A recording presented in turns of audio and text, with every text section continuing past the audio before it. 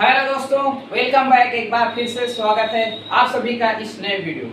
दोस्तों, इस वीडियो में हम लोग अध्ययन करने वाले हैं, समझने वाले हैं मादा जनन तंत्र के बारे में। जैसा कि आपको पता ही होगा कि जिस तरीके से नर जनन तंत्र को कई भागों में विभाजित किया गया है, उसी तरह से मादा जनन तंत्र को भी कई भागों में विभाजित किया जाता है। आखिर वो कौन कौन से भाग हैं वो समझेंगे। पहले उनका नाम जानेंगे, फिर उनके बारे में जानेंगे कि आखिरकार ये कौन सा अंग है, ये कहाँ पर होता है, इसका कार्य क्या होता है इत्यादि। सिंपली मादा जनन तंत्र पूरा विस्तार से अध्ययन करने वाले हैं। तो चलिए दोस्तों, वीडियो को शुरू करते हैं और सबसे पहले हम जान लेते हैं कि मादा जनन तंत्र को कितने भागों में विभाजित किया गया है, या फिर ऐसे कौन कौन से भाग हैं जो सम्मिलित किए जाते हैं मादा जनन के तंत्र के अंतर्गत। चलिए दोस्तों, सबसे पहले हम देख लेते हैं कि आखिर कौन कौन से भाग होते हैं मादा जनन तंत्र के अंतर्गत। देखिए, हमने यहाँ पर एक चित्र बनाने की कोशिश की है। बात यह है कि हमसे चित्र ज़्यादा बनते नहीं, इसलिए माफ़ी चाहते हैं, बहुत अच्छे तरीके से नहीं बना है। फिर भी बनाना जरूरी था क्योंकि इसे समझा जा सकता है आसानी से, इसलिए हमने इसको यहाँ पर बना दिया है। दूसरी बात यह कि अभी हम इसको ऐड करके वीडियो में आपको किताब में किस तरीके से बना वो भी दिखा देंगे। आप स्क्रीनशॉट ले करके खुद से इससे भी बेहतर बना सकते हैं। ठीक है, तो ये तो हो गया चित्र के बारे में, अपनी कमजोरी हमने बता दी आपको। अब मजबूती की तरफ चलते हैं, है ना। सबसे पहले देखिए, हमें तंत्र के बारे में समझना है कि कौन कौन से अंग होते हैं। मादा जनन तंत्र के अंतर्गत सबसे पहले आपका शामिल होता है एक जोड़ी अंडाशय, जैसा कि आप इस चित्र में देख पा रहे हैं। अच्छा, कई बार अगर बच्चे के मन में एक सवाल भी आता है, यार ये सब चीजें तो मादा में हमें दिखाई नहीं देती। देखो, दिखाई नहीं देती क्योंकि ये सभी जो अंगक है ये शरीर के अंदर के पार्ट है ना। अगर मान लीजिए किसी कैसे बताएं इसको, देखिए ऐसे समझ सकते हैं। मान लीजिए कोई स्त्री है सामने खड़ी हुई, है ना, उसको पुतला एक तरीके से, स्त्री का पुतला, अगर उसको आप बीच से ऐसे कट करेंगे तो फिर आपको इस तरीके से हिस्सा दिखाई देता है। मतलब कि ये हिस्सा ना सामने का है। जब आप सामने से देखेंगे तब आपको इस तरीके से अंगक दिखाई पड़ते हैं शरीर के अंदर। ठीक है, ये चीज समझ में आ गया ना। तो एक जोड़ी अंडाशय ये भी क्या है, शरीर के अंदर होते हैं। देखिए, ये केवल थोड़ा सा भाग, ये शरीर के बाहर का एक छिद्र टाइप की संरचना होती है जो खुली होती, ये शरीर के बाहर होती, बाकी सभी क्या है शरीर के अंदर स्थित होते हैं। यहाँ पेट में, ठीक है, तोंदी के निचले भाग में जहां पर वृक्क स्थित होते हैं, वहां पर। समझ में आ गया ना कि होता कहाँ है। सबसे पहले तो ये समझना है कि मादा जनन तंत्र होता कहाँ पर स्थित है। तो उदर गुहा में स्थित होता है, निचले हिस्से में स्थित होता है। अब इसमें कौन कौन से अंग होते हैं वो चीज भी समझना जरूरी है। तो सबसे पहला है आपका अंडाशय। इंग्लिश में भी ध्यान रखना है हमें, इंग्लिश में इन्हें ओवरीज बोलते हैं या ओवरी बोला जाता है इंग्लिश में। अब हम आपको इसमें दिखा देते हैं चित्र में कि ये कहाँ पर बना हुआ है। यहाँ पर देखो, ये गोल संरचना अंडे जैसी आपको दिख रही होगी, इधर भी दिख रही होगी, इधर भी दिख रही होगी। तो हमने यहाँ पर क्या लिखा कि एक जोड़ी। एक जोड़ी का मतलब कितना होता है, दो। तो देखिए, यहाँ पर एक स्त्री के अंदर एक जोड़ी अंडाशय, मतलब कि दो अंडाशय स्थित होते हैं। ठीक है, अब ये काम क्या करते हैं क्या नहीं करते हम लोग अभी पढ़ेंगे इसके बारे में। अभी इतना जान लेते हैं कि हाँ, ये यहाँ पर एक जोड़ी स्थित होते हैं। समझ में आ रहा होगा। दूसरी बात, एक जोड़ी अंडवाहिनी, इसे इंग्लिश में ओविडक्ट बोला जाता है। अंडवाहिनी को देखो, ध्यान दीजिएगा, बहुत सारे नामों से जानते हैं। मेरी याद में 3-4 नाम तो फिक्स है। देखो, एक अंडवाहिनी भी इसी को कहते हैं, इसी को डिंबवाहिनी भी कहा जाता है, इसी को फैलोपियन ट्यूब भी बोलते हैं इंग्लिश में। हम यहाँ पर फैलोपियन ट्यूब भी लिख सकते थे। तो ये सभी एक ही नाम। तो ये भी कितनी होती है, एक जोड़ी होती है। अब यहाँ पर देख रहे होंगे आप लोग, यहाँ पर देखो, ये नली जैसी संरचना, यहाँ से यहाँ तक आप चले आइए सीधा, है ना, यहाँ तक। ये देखो नली जैसी संरचना, इधर भी नली जैसी है संरचना। तो ये जो नली जैसी संरचना है, पाइप के जैसी संरचना है, इसी को कहा जाता है अंडवाहिनी। ये आपको समझ में आ गया होगा कि हाँ, अंडवाहिनी एक जोड़ी होती है, एक इधर होती है, एक इधर होती है, मतलब एक दाएं होती है और एक बाएं स्थित। समझ में आ रहा है ना दोनों चीजें। उसके बाद गर्भाशय, यूटेरस क्या होता है। यहाँ पर आप देख रहे होंगे कि ये जो नाशपाती के आकार की संरचना दिख रही है आपको, ये बीच की जगह, ठीक है, ये आपका गर्भाशय कहलाता है। क्या कहलाता है, गर्भाशय। इंग्लिश में इसी को हम यूटेरस बोलते हैं। क्या कहते हैं, यूटेरस। समझ में आ गया। दूसरी बात, ये जो खाली स्थान है इसको कहा जाता है गर्भाशय गुहा। क्या कहते हैं, गर्भाशय गुहा। यूटेरस कैविटी इंग्लिश में आप अगर बोलना चाहे तो ऐसे बोलेंगे, यूटेरस कैविटी। तो ये भी आपको समझ में आ गया होगा। दूसरी बात, गर्भाशय ग्रीवा, यहाँ पर आप देख रहे होंगे ये संरचना गर्भाशय ग्रीवा। उसके बाद योनि, ये संरचना जो जनन छिद्र होता है माताओं का, उसे योनि कहा जाता है ना। उसके बाद है बाह्य जननेंद्रियां, इसे एक्सटर्नल जेनिटलिया भी इंग्लिश में बोलते हैं। कई बार कहीं कहीं पर वाल्वा शब्द का भी यूज किया जाता है कि हाँ वाल्वा क्या है, तो स्त्री के बाह्य जननेंद्रियां जो होती हैं, ऐसी जनन अंग है ना जो शरीर के बाहर स्थित होते हैं, उनको बाह्य जननेंद्रियां कहते हैं। तो इसमें प्रमुख रूप से आपका क्या क्या आता है, देखिए इसमें दिया है आपका जघन, इंग्लिश में इसी को मॉस प्यूबिक बोलते हैं। दूसरा है बृहद भगोष्ठ, इसे लेबिया मेजोरा बोलते हैं। लघु भगोष्ठ, इसे लेबिया माइनोरा इंग्लिश में बोलते हैं। अगला है योनिच्छद, इंग्लिश में इसे हाइमन कहा जाता है। अगला है भगसेप या भगशिष्ट, इसे क्लाइटोरिस कहा जाता है। तो अभी हम केवल अभी केवल हम ये समझ रहे हैं कि मादा जनन तंत्र के अंतर्गत कौन कौन से अंग शामिल हैं, क्या क्या अंग होते हैं, कहाँ कहाँ पर होते हैं, बस इतना अभी हम देख रहे हैं। और कौन कौन से होते हैं समझ में आ रहा है ना। तो ये सब क्या है, बाह्य जननेंद्रिय के अंतर्गत आती है। ये जितनी जघन सेल है ना, labia minora, labia majora, hymen, clitoris, ये सब क्या है, बाह्य जननेंद्रिय। समझ में आ गया। अब उसके बाद देखो ये लास्ट में दिया है स्तन ग्रंथियां, इंग्लिश में इसे क्या कहा जाता है, मेमोरी ग्लैंड्स, है ना।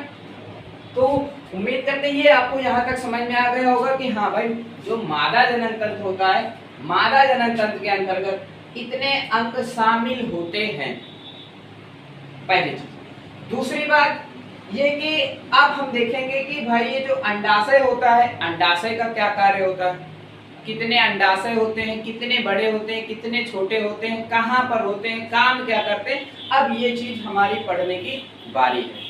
तो हम अब अगर आपने इसे लिख लिया हो, लिख सकते हैं, स्क्रीनशॉट ले सकते हैं, तो फिर हम इसको मिटा देते हैं और फिर अब एक एक अंग के बारे में अच्छे से पढ़ना शुरू करते हैं।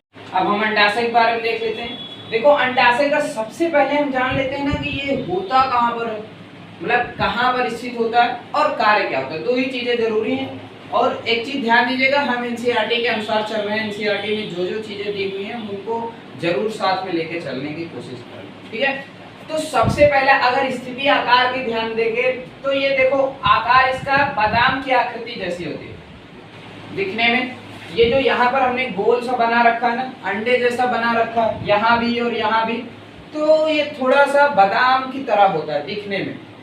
आकृति कैसी होती है, बादाम की तरह की। दूसरी बात, अगर हम लंबाई चौड़ाई की बात करें तो यह लगभग 3 सेंटीमीटर लंबा होता है। लंबाई ऐसे ऐसे को कितना होता है, 3 सेंटीमीटर। दूसरा 2 सेंटीमीटर चौड़ा होता है, ठीक है, ऐसे ले सकते हैं आप। 1 सेंटीमीटर मोटा होता है। मोटाई तो समझ ही रहे, जैसे इस पेन की मोटाई देख सकते हैं कितनी है ना, ये मोटाई कहलाएगी, ये इसका व्यास जो है। तो वो चीज है कि 3 सेंटीमीटर लंबा होता है, 2 सेंटीमीटर चौड़ा होता है और 1 सेंटीमीटर मोटा होता है। देखिए घटता जा रहा है, 3 है, फिर 2 है, फिर 1 है। अगर आप याद करना चाहें तो इसको इस तरीके से इसकी लंबाई, चौड़ाई और मोटाई को आसानी से याद कर सकते हैं, ठीक है। 3 2 1, 1 2 3 ऐसे करके, है ना। दूसरी बात, अब हम जान लेते हैं कि ये स्थित कहाँ पर होता है। देखो ये होता है वृक्क के समीप, उदर गुहा में स्थित होता है। जो वृक्क होते हैं हम लोग के, यहाँ पर दोनों तरफ ध्यान रखिएगा, ये दोनों तरफ होती है, एक तरफ नहीं होता। इधर भी होगा, इधर भी, मतलब दाहिनी तरफ भी और बाईं तरफ भी अंडाशय स्थित होते हैं वृक्क के समीप। वृक्क का मतलब गुर्दा, है ना। गुर्दा का मतलब क्या होता है, किडनी। क्योंकि आजकल ना ज्यादातर लोग इंग्लिश पर ज्यादा ध्यान देते हैं, हिंदी बोल दो तो उन्हें समझ में नहीं आती है ना। तो ध्यान रखना इस चीज। तो अब आपको इतना पता लग गया कि भैया हाँ ये अंडाशय कहाँ होते हैं, इनकी लंबाई, मोटाई, चौड़ाई ये सब क्या होती है। अब हम इनका कार्य देख लेते हैं। अगर हम कार्य की बात करते हैं तो सबसे महत्वपूर्ण बात है कि ये स्त्री के प्रथम लैंगिक अंग होते हैं। प्रथम लैंगिक अंग, जैसे कि मानव में हम लोगों का वृषण सबसे महत्वपूर्ण होता है, क्योंकि वृषण के अंदर ही शुक्राणु बनते हैं और पलते हैं। उसी तरीके से मादा जनन तंत्र के अंतर्गत सबसे प्रमुख अगर कोई भी चीज है तो वो आपका अंडाशय है, क्योंकि अंडाशय में ही मादा युग्मक यानी अंडाणु का निर्माण होता है। ध्यान रखिएगा, यही इसका कार्य होता है। इसका प्रमुख कार्य स्त्री युग्मक अर्थात अंडाणु बनाना होता है। दूसरा, ये कई तरीके के स्टेरॉइड हार्मोन्स का भी निर्माण करते हैं, जैसे आप लोगों ने सुना होगा ना, एस्ट्रोजन, प्रोजेस्टेरॉन, इस तरीके के कई सारे हार्मोन्स बनाने का भी कार्य अंडाणु नहीं अंडाशय करते। ठीक है, तो इस तरीके से आपको सिंपल से शब्दों में समझ में आया होगा कि हाँ ये अंडाशय क्या होता है, कहाँ पर स्थित होता है और इसका कार्य। अब इसके बाद हम अगला नंबर देख लेते हैं। अब उसके बाद आ जाता है हमारा अंडवाहिनी। देखो हमने अभी बताया था ना कि इसको बहुत सारे मतलब 3-4 नामों से जाना जाता है। पहला है आपका अंडवाहिनी, इसे फैलोपियन ट्यूब भी बोलते हैं, डिंबवाहिनी भी बोलते हैं, ठीक है, और ओविडक्ट भी कहा जाता है। तो इसके कई सारे नाम। अब ये होता कहाँ, देखो जो ये तो चित्र है, आप ये देख ही रहे हैं। दूसरी बात, इसमें यहाँ से जो नली जैसी संरचना है, ये देखो आप, ये नली जैसी है ना, यहाँ से चले आइए यहाँ तक, तो ये इतना क्षेत्र, यहाँ से लेकर इतना और इधर इतना, ये जो नलिकाकार संरचनाएं हैं, नलिकाकार संरचना, इसी को अंडवाहिनी कहा जाता है। अगर हम इसकी लंबाई की बात करें तो इसकी लंबाई 10 से 12 सेंटीमीटर लंबी होती है। मतलब यहाँ से यहाँ तक का जो लंबाई है, लंबाई देखा जाए तो वो 10 से 12 सेंटीमीटर होती है, इधर भी और इधर भी। सीधी सी बात है, समझ में आ गई होगी। दूसरी बात, यह अंडाशय की परिधि से चलकर गर्भाशय तक पहुंचती है। देखिए यहाँ पर अंडाशय स्थित है आपका, यहाँ से चल करके ये गर्भाशय की परिधि, परिधि का मतलब क्या होता है, किनारा ना, तो ये यहाँ से चल के गर्भाशय की परिधि तक पहुंचती है। उसके बाद इसमें 3 भाग होते हैं, मतलब जो आपका अंडाशय है, सॉरी माफ कीजिएगा, अंडवाहिनी, ठीक है, इसको 3 भागों में विभाजित किया गया है, जो कि हमारे एनसीईआरटी में दिया हुआ है। पहले को बोलते हैं कीपक। कीपक ये अंडवाहिनी का सबसे जो अंडाशय के पास का हिस्सा होता है वो कीप की तरह होती है। जैसे किप्पी होती है ना, तेल डालने के लिए यूज करते हैं हम लोग, वैसे ये होती है। और इसके बाहर झालर होता है, थोड़ा सा उंगली जैसी संरचनाएं होती है, इनको कहा जाता है, ये उंगली जैसी जो संरचनाएं हैं, इन्हीं को इंग्लिश में फिम्बरी बोलते हैं, हिंदी में पीली भी कहा जा सकता है, या फिर हम इन्हें फिम्बरी लिख दे रहे हैं, फिम्बरी लिख दे रहे हैं, क्योंकि फिम्बरी किताब में भी लिखा हुआ तो कंफ्यूजन नहीं होगी, है ना। ये जो उंगली जैसी संरचनाएं हैं, इधर भी और इधर भी, ये क्या है, फिम्बरी कहलाती। और इनका काम क्या होता है, जब यहाँ से अंडाशय से अंडा निकलता है तो ये उसको रिसीव करने का कार्य करती हैं, पकड़ने का कार्य करती हैं, और पकड़ करके उसको आगे की तरफ धकेल देती हैं कीपक में, यहाँ चला आएगा। यहाँ से फिर जो अंडाणु होगा वो गति करते हुए तुम्बिका में जाएगा। देखिए 3 भाग, ये आपका इतना ऐसे समझ सकते हैं, ये कीपक कहलाता है। दूसरा है आपका तुम्बिका, ये वाला, थोड़ा सा आप अंदर जाएंगे तो चौड़ा मिलेगा आपको, मतलब यहाँ सकरा होता है, इधर जाएंगे तो चौड़ा मिलता है। भाई इसमें देखो पूरी सही से नहीं बना है ना, अंदर लेकिन थोड़ा सा चौड़ा होगा। तो इस चौड़े क्षेत्र को ही हम क्या कहते हैं, तुम्बिका कहते हैं। अब अंडाणु पहले कीपक में आएगा, कीपक के बाद कहाँ पर जाएगा, तुम्बिका में जाएगा। तुम्बिका के बाद में अंडाशय का जो अंतिम हिस्सा है, जिसे हम कहते हैं, हमने देखो तुम्बिका यहाँ भी लिख दिया, यहाँ पर हमें लिखना चाहिए था संकीर्ण पथ, संकीर्ण पथ। इंग्लिश में इसे इस्थमस कहा जाता है, ठीक है, इंग्लिश में इसे क्या बोलते हैं, इस्थमस, इस्थमस, ठीक है, इंग्लिश में इस्थमस बोलते हैं। देखिए संकीर्ण पथ नाम से ही पता चल रहा है कि यहाँ पर फिर से ये अंडवाहिनी क्या हो जाती है, सक्रिय हो जाती है। तो जो सक्रिय होती है उसी को कहा जाता है संकीर्ण पथ। तो सीधा सीधी बात यह है कि जो अंडवाहिनी होती है वह 10 से 12 सेंटीमीटर लंबी होती है, अंडाशय के पास से गर्भाशय की परिधि तक फैली होती है।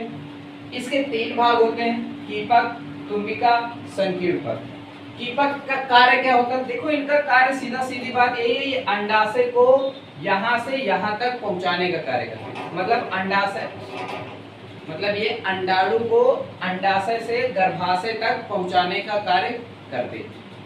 ठीक है।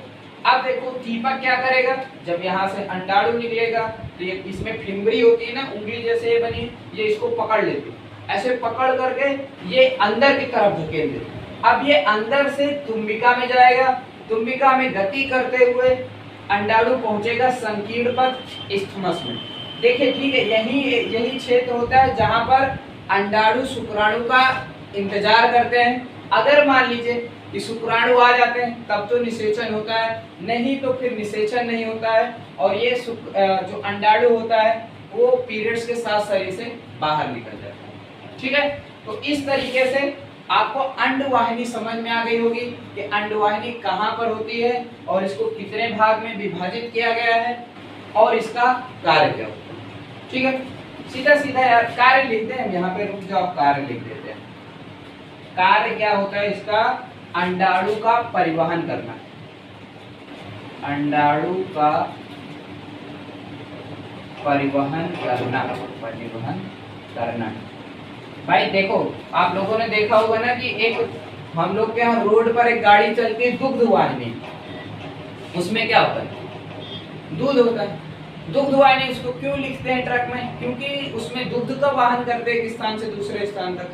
तो यहाँ पर देखो ये अंडवाहिनी क्या कर रही है? अंडे का वहन कर रही है या एक स्थान से दूसरे स्थान तक लाने ले जाने का कार्य कर रही है, इसीलिए इसको अंडवाहिनी कहते हैं। जैसे दुग्ध वाहिनी वैसे ही अंडवाहिनी। अगर ये अभी कुछ और ले जा रही होती तो हम उसको कुछ और नाम दे देते, लेकिन यहाँ पर अंडवाहिनी इसीलिए नाम दिया गया है क्योंकि ये अंडाणु का परिवहन करती है, अर्थात एक स्थान से दूसरे स्थान तक ले जाने का कार्य करती है। ठीक है। तो उम्मीद करते हैं ये भी आपको समझ में आ गया होगा। अब हमारा बचता है गर्भाशय। देखो गर्भाशय को इंग्लिश में कहा जाता है यूटेरस, है ना? आप सभी लोग जानते होंगे, अल्ट्रासाउंड रिपोर्ट वगैरह कभी कभी देखो तो उसमें दिखाई देता है, ये सब चीजें लिखी रहती हैं। अब इसकी संख्या कितनी होती है? संख्या सबसे पहली बात ध्यान रखना है, यह केवल एक होता है। यहाँ पर देखो हम जैसे जैसे जो चीज बताते जा रहे हैं इसमें हम उन चीजों को जो लिखी हुई मिटाते जा रहे हैं और जिसके बारे में बता रहे हैं केवल वही चीजें यहाँ पर आपको लिखी है। जैसे अभी हम आपको गर्भाशय के बारे में बता रहे हैं तो यहाँ पर केवल चित्र में गर्भाशय का नामांकित चित्र बनाया गया है, बाकी किसी का भी नहीं बनाया गया, जिससे कि आपको समझ में आ सके कि हाँ ये कौन से अंग का कहाँ पर स्थित है और क्या नाम है। ठीक है।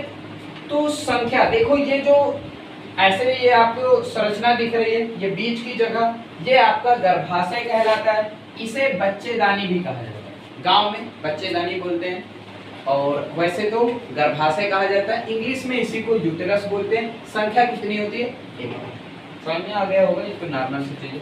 अब इसका देखो आकार कैसा होता है। इसका आकार दिया है उल्टी नाशपाती के आकार, जैसे नाशपाती होती है ना खाने वाली फल है, वैसे ही अगर आप इसको उल्टा रख देंगे, क्योंकि देखो ये ऊपर की तरफ चौड़ा होता है, जैसे जैसे आप नीचे जाते हैं ये सकरा होता जाता है, इसीलिए इसको कहा जाता है कि हाँ ये उल्टी नाशपाती के आकार का होता है ना। जैसे आप लोगों ने नाशपाती देखा होगा तो उसमें देखा होगा ना कि वो ऊपर, मतलब अगर आप उसको ऐसे रखते हैं नाशपाती को तो है कि नहीं, नाशपाती उल्टा सीधा थोड़ी करना है।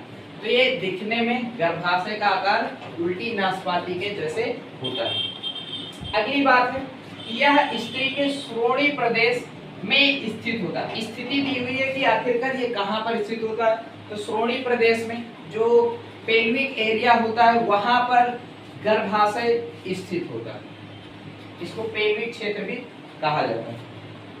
अगला बात है, इसमें दोनों अंडवाहिनी आकर खुलती है। देखो यहाँ इधर से भी अंडवाहिनी आ रही है, इधर से भी आ रही है, जाकर के खुलती कहाँ पर है? गर्भाशय में, क्योंकि ये क्या है आपका गर्भाशय है, तो गर्भाशय में जाकर के दोनों अंडवाहिनियां खुलती हैं। और आपको अंडवाहिनी के बारे में पता ही है कि अंडवाहिनी का कार्य क्या होता है? अंडाणु का परिवहन करना, अंडाणु को यहाँ से ले जाके यहाँ पर छोड़ती है ये, वही काम इसका भी होता है, वही कार्य इसका भी होता है। तो अंडाणु को यहाँ तक छोड़ती है ये, मतलब अंडवाहिनी का मुंह कहाँ पर खुलता है जाकर के? सीधा गर्भाशय में जाकर के खुलता है। अगली बात दी हुई है, इसका निचला संकीर्ण भाग गर्भाशय ग्रीवा कहलाता है। देखिए ये जैसे जैसे ऊपर जाएंगे आप, ऊपर देखिए चौड़ा है, जैसे जैसे हम नीचे आ रहे हैं तो ये सकरा होता जाता है। तो इस सकरे भाग को गर्भाशय ग्रीवा कहा जाता है। इंग्लिश में इसी को सर्विक्स कहते हैं। क्या कहा जाता है? सर्विक्स। ये जो सकरा भाग है इसी को सर्विक्स कहा जाता है। समझ में आ गया? अगली बात है, इसमें 3 परत होती है। देखो इसको हमने ब्लैक से लिखा क्योंकि ये काफी महत्वपूर्ण बात है और हम इसको समझें, इसलिए ये जरूरी है कि हम इस पर ध्यान दें। देखिए 3 परत कौन कौन सी? गर्भाशय में 3 परतें होती हैं। पहली परत होती है, अगर आप अंदर से बाहर की तरफ आएंगे तो सबसे अंदर आपकी गर्भाशय अंतः स्तर मिलती है, जिसे इंडोमेट्रियम बोलते हैं इंग्लिश में।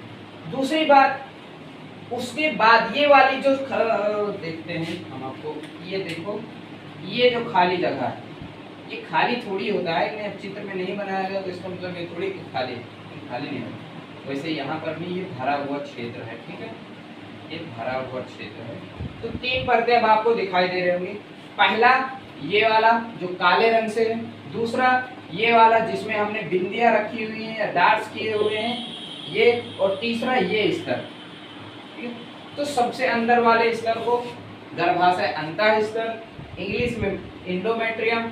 उसके बाद गर्भाशय पेशी स्तर होता है, इसे मायोमेट्रियम बोलते हैं। और सबसे लास्ट में परिगर्भाशय, जिसे पेरीमेट्रियम कहा जाता है।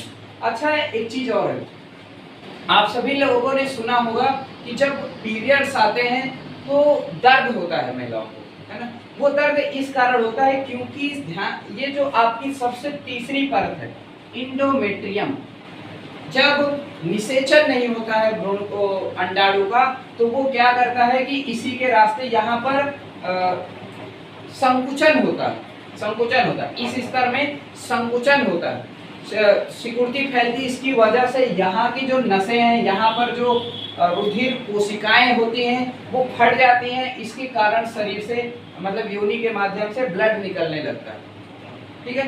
तो ये मतलब नष्ट हो जाती है। गर्भाशय अंतः स्तर, जितनी बार पीरियड्स आते हैं वो कुछ नहीं होता है, गर्भाशय का जो अंतः स्तर होता है वही नष्ट होता है और फिर से वो मतलब शरीर से बाहर निकल जाता है। और ये फिर बनता है, फिर बिगड़ता है, फिर बनता है, फिर बिगड़ता है, ये होता रहता है।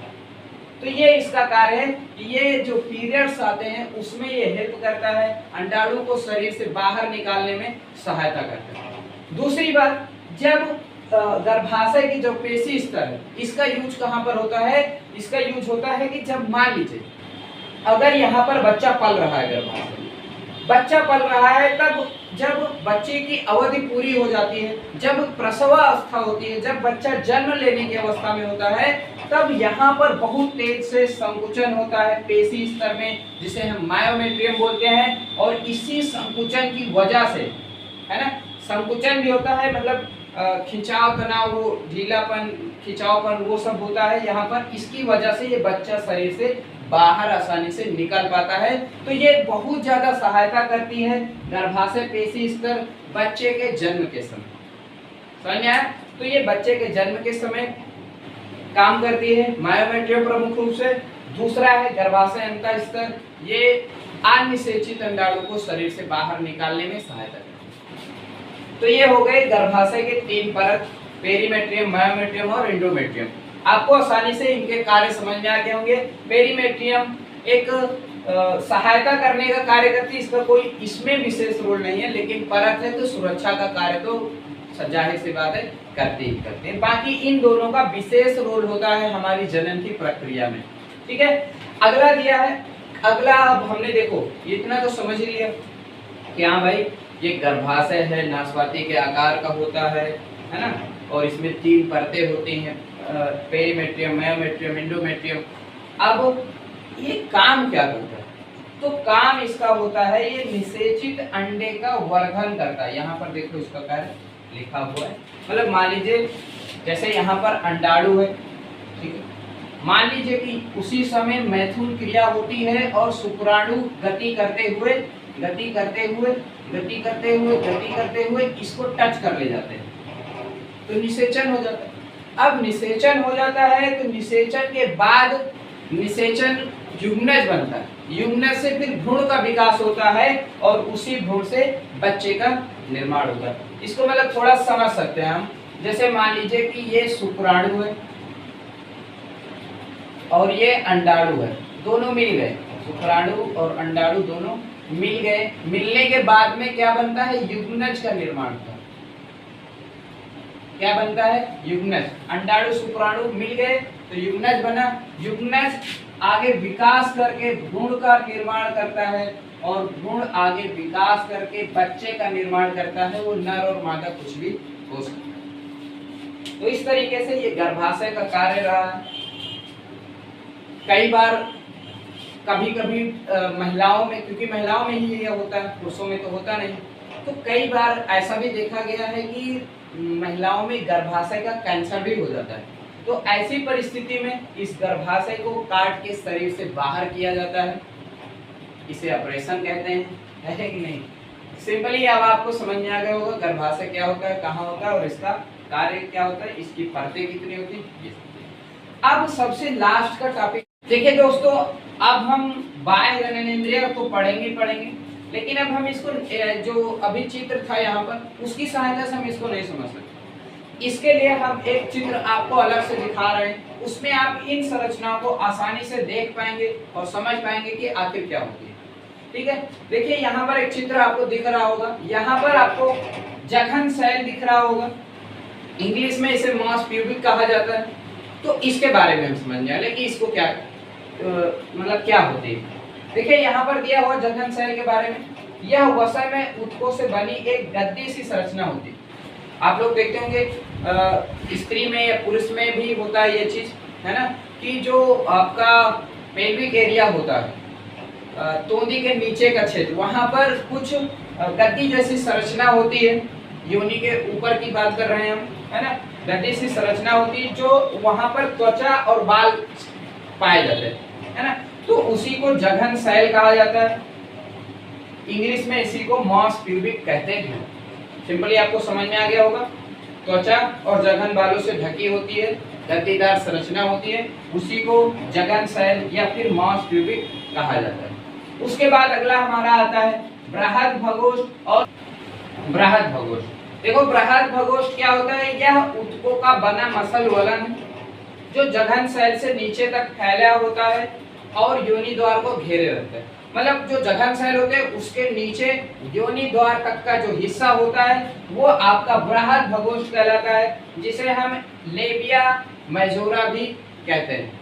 ठीक है, दूसरा है आपका लघु भगोष्ठ, मतलब लेबिया माइनोरा। देखो दोनों में क्या है, माइनोरा का मतलब नीचे से है, मेजोरा का मतलब ऊपर से। ठीक है, माइनोरा मतलब ये उसके नीचे स्थित होता है।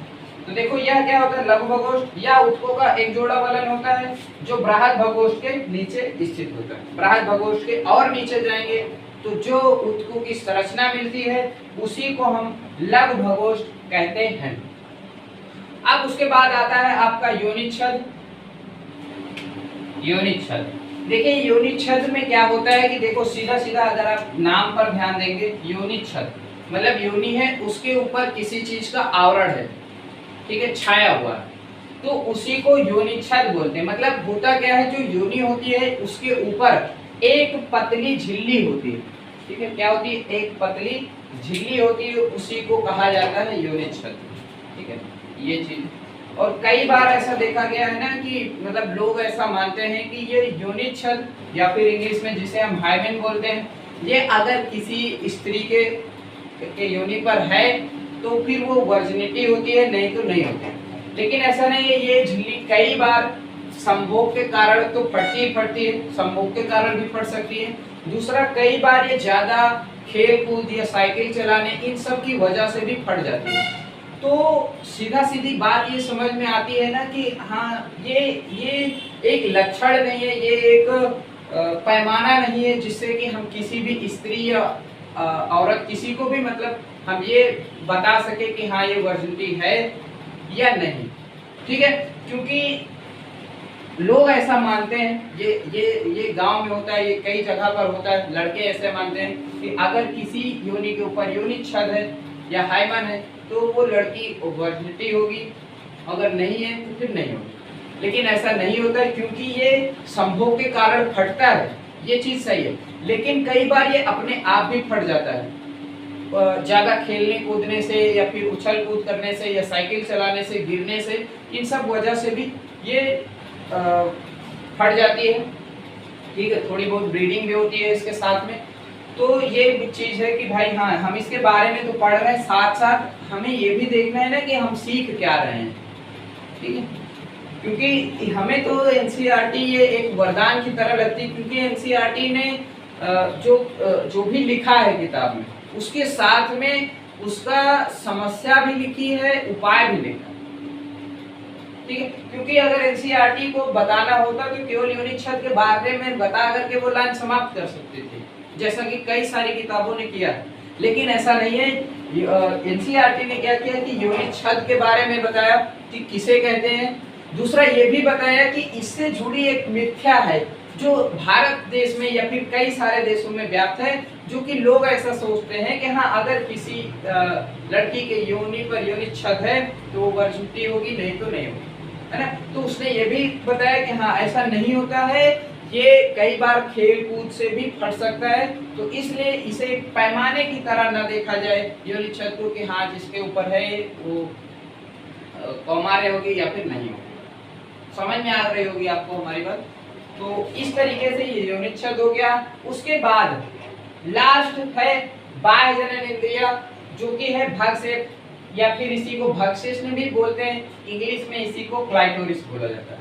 आप लोग देखते होंगे कि यह एक अंगुली जैसी संरचना होती है। कैसी होती है? उंगली जैसी संरचना होती है, जो मूत्र द्वार के ऊपरी मिलन बिंदु पर स्थित होती है। आप लोग चित्र में भी देख पा रहे होंगे। तो इस तरीके से ये बाह्य जनन इंद्रिय जितनी थी, हमने हर एक की परिभाषा बताई आपको कि किसे कहते हैं। इससे जुड़े जो मिथ्या थे हमारे मन में या फिर हमारे समाज में, वो भी हमने आपको बताई। तो आपको समझ गए होंगे यहाँ तक। अब लास्ट बचता स्तन ग्रंथियां। देखिए, स्तन ग्रंथियां मादा में भी पाई जाती हैं और नर में भी। ये बात तो सब लोग जानते हैं ना। लेकिन नर में ये अक्रिय होती है, मतलब क्रियाशील नहीं होती। लेकिन जितनी भी मादाएं होती हैं उनमें ये क्रियाशील होती हैं, और इनका प्रमुख कार्य होता है दूध बनाना, दूध का निर्माण करना स्तन ग्रंथियों पर। ठीक है, तो वही चीज यहाँ पर लिखा है कि नंबर 1, कार्यशील स्तन ग्रंथियां सभी मादा स्तनधारियों का लक्षण है। किसका? मादा स्तनधारी है, उनका ये लक्षण होता है कि उनमें कार्यशील स्तन ग्रंथियां पाई जाती हैं, अर्थात जितनी भी मादा हैं वो दूध का निर्माण करती हैं। दूसरी बात, दूसरा नंबर देखो क्या दिया हुआ है। दूसरा नंबर दिया है, इसका निर्माण ग्रंथिल ऊतकों एवं वसा के जमाव से होता है ना। आप लोग सब लोग जानते हैं, देखते होंगे कि हाँ, यहाँ पर दोनों वक्ष पर, है ना, सीने पर स्तन ग्रंथियां होती है। महिलाओं में या फिर जितनी भी मादा स्तनधारी हैं, उनमें क्या होता है कि जमाव हो जाता है, वसा का जमाव होता है। यहाँ पर वसा का जमाव लिखा हुआ है, और ग्रंथिल ऊतक, इन्हीं दो चीजों से मिल करके स्तन ग्रंथियां बनती है। मतलब बहुत सारा वसा जम जाता है काफी मात्रा में, और ग्रंथिल ऊतक होते हैं। ठीक है, मतलब ऐसे ऊतक होते हैं जो दूध का निर्माण करते हैं, वो भी और वसा दोनों मिल जाते हैं तो स्तन का निर्माण होता है।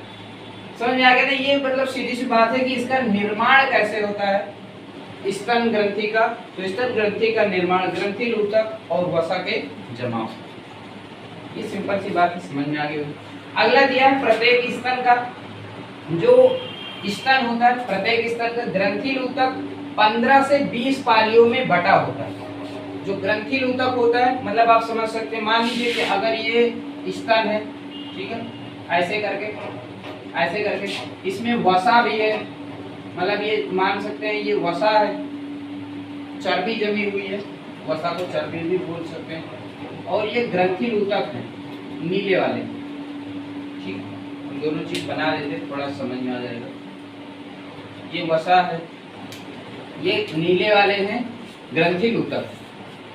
तो एक के अंदर, मतलब एक स्तन के अंदर 15 से 20 पालियों में बटा होता है।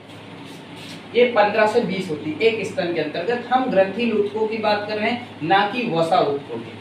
तो ये 15 से 20 होते हैं। हमने तो केवल 5 बनाए हैं, तो ये एक स्तन में कितने होते हैं? 15 से 20 ऊतक होते हैं।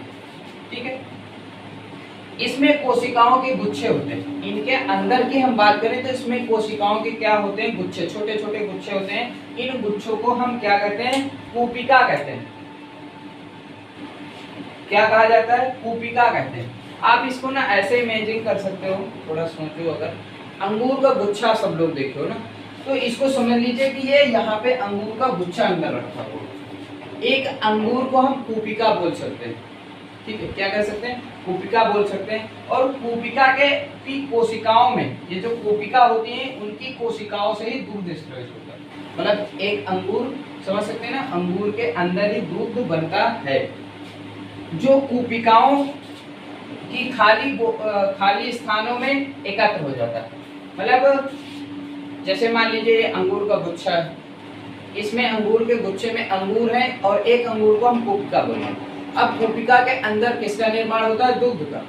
दूध का निर्माण होगा, वो वहां पर खाली स्थानों में जमा हो जाता है। जमा होने के बाद में प्रत्येक पाली की नलिकाएं मिलकर, मतलब ये नलिका इसकी ये सब आपस में मिल करके स्तन वाहिनी बनाती है। ये देखो आपस में मिला दिया हमने। मान लीजिए ये 3 अंगूर हैं ना, ऐसे ऐसे करके 3 कोशिकाएं हैं, तीनों के नलिकाएं हमने आपस में यहाँ पर मिला दी। देखो मिला दी हमने, है ना। तो ये जो है ना, इनको स्तन वाहिनी कहा जाता है। ठीक है, प्रत्येक पाली की नलिकाएं मिलकर स्तन वाहिनी बनाती हैं। इसको हम बोलते हैं, ये क्या है? आपकी स्तन वाहिनी बनाती है, क्योंकि ये दूध ले जाने का कार्य कर रहे हैं, इसलिए हम इन्हें क्या कह रहे हैं? स्तन वाहिनी बनाते हैं। अब उसके बाद स्तन वाहिनी स्तन तुम्बिका का निर्माण करते हैं। स्तन वाहिनी मिल जाती है, मतलब ऐसे करके कई सारी मिल जाती हैं। ठीक है, कई सारी मिल जाती हैं, तो ये निर्माण करते हैं स्तन तुम्बिका का। ये आगे जाती हैं, ये निर्माण करती हैं स्तन तुम्बिका का, जो दुग्ध वाहिनी से जुड़ी रहती है, जिससे दूध बाहर निकलता है। ठीक है, तो सीधा सादी बात समझ में आ रही होगी। स्तन वाहिनी बनेंगी, स्तन वाहिनियां मिल करके स्तन तुम्बिका बनाएंगी। स्तन तुम्बिका जो दुग्ध वाहिनी से जुड़ी रहती है, ये स्तन तुम्बिका दुग्ध वाहिनी से जुड़ी रहती है ना, ये दूध ले जाने वाली को, तो उससे फिर ये दूध शरीर से बाहर निकलता है। आप ऐसे समझ सकते हैं, मान लीजिए ये आपस में आकर के यहाँ पे जुड़ गए, तो ये स्थान स्तन तुम्बिका कहलाता है, जहाँ पर छिद्र होता है। ठीक है, इसे चुचुक भी कहा जाता है, जो बाहरी संरचना है, और यहाँ पर जो नलिकाएं हैं उसी को दुग्ध वाहिनी या स्तन तुम्बिका कहा जाता है। ठीक, तो इस तरीके से आपको उम्मीद करते हैं मादा जनन तंत्र के बारे में काफी अच्छी जानकारी प्राप्त हुई होगी और समझ में भी आई होगी। आप लोगों से उम्मीद है समझ में आ गया होगा। अब हम लोग मिलते हैं नेक्स्ट वीडियो में। वीडियो कैसा लगा कमेंट करके जरूर बताएं। Thank you.